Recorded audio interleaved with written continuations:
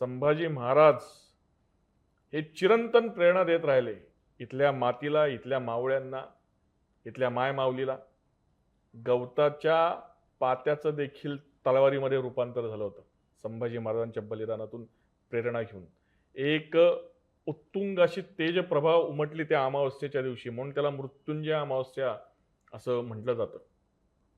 आणि हे झालं 27 वर्षाचा संघर्ष. पण आज पण या ज्या औरंगजेबाच्या नाजायज अवलादी ज्या वळवळत आहेत ना, त्यांना ठेचण्यासाठी आज पण इथल्या गरुडांच्या फौजेला, गरुडांच्या सैन्याला धर्मवीर छत्रपती श्री संभाजी महाराज हे अखंडपणे प्रेरणा देत आहेत, चिरंतन प्रेरणा देत आहेत. आजही प्रत्येक हिंदूच्या हृदयावर, तमाम शिवभक्तांच्या, शंभूभक्तांच्या आणि तमाम हिंदू बांधवांच्या हृदय सिंहासनावर संभाजी महाराज हे राज्य करतायत.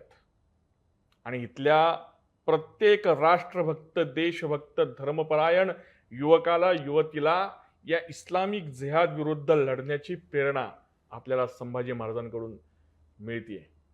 त्यामुळे आपल्यासाठी संभाजी महाराज म्हणजे अखंड असा ऊर्जेचा आणि प्रेरणेचा झरा आहे.